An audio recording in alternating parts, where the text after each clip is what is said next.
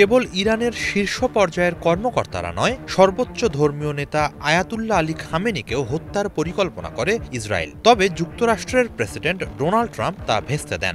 নাম প্রকাশ না করে ট্রাম্প প্রশাসনের দুটি সূত্রের বরাত দিয়ে এক প্রতিবেদনে এমনটাই জানিয়েছে সিএনএন। এখন পর্যন্ত ইসরায়েল ইরান সংঘাতে জড়াতে চাইছেন না। জনসমক্ষে ও ব্যক্তিগত পরিসরে ট্রাম্প যখন এমন বার্তা দিয়ে চলেছেন, সে সময়ই এই তথ্য সামনে এলো।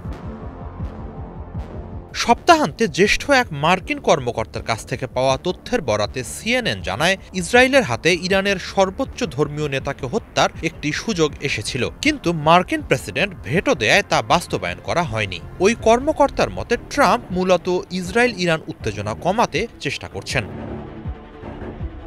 তবে ফক্স নিউজকে দেয়া এক সাক্ষাৎকারে এ ধরনের কোনো কিছুর কথা অস্বীকার করেছেন ইসরায়েলের প্রধানমন্ত্রী বেনিয়ামিন নেতানিয়াহু। তিনি বলেন, ট্রাম্পের সাথে আলোচনা নিয়ে এত মিথ্যা প্রতিবেদন সামনে আসছে যে তিনি এগুলো নিয়ে কথা বলতে আগ্রহী নন। এছাড়া সিএনএনকে নেতানিয়াহুর এক মুখপাত্র জানিয়েছেন, ট্রাম্প খামেনিকে হত্যার পরিকল্পনা ভেস্তে দিয়েছেন এমন তথ্য ভুয়া।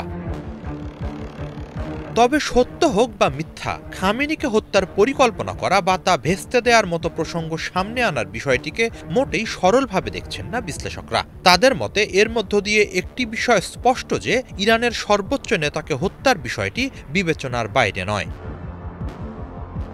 ইসরায়েলের সাবেক কূটনীতিক অ্যালান পিঙ্কাসের ধারণা, ইরানের রাজনৈতিক নেতৃত্বকে ভয় দেখানোর জন্যই এমন প্রচারণা সামনে আনা হয়েছে। বোঝানোর চেষ্টা করা হচ্ছে যে কোনো বিকল্পই বিবেচনার বাইরে নয়। একই সাথে বোঝানো হচ্ছে যুক্তরাষ্ট্র সংযম দেখাচ্ছে এবং ইসরায়েলকেও সংযত থাকতে বলছে। তবে ইরান আরও আগে বাড়লে এই সংযম থাকবে না। খামেনির হত্যা পরিকল্পনার প্রসঙ্গ এনে একসাথে এ ধরনের অনেকগুলো দিক ইঙ্গিত করা হচ্ছে বলে মনে করছেন পিঙ্কাস।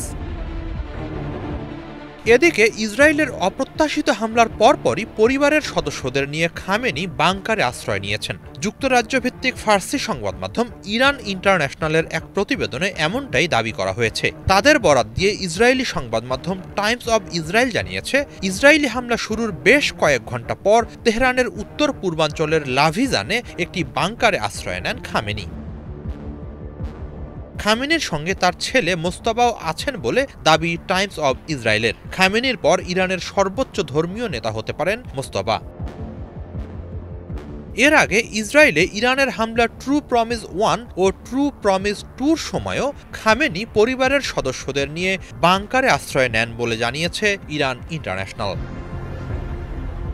হিজল জুবায়ের, বাংলা ভিশন।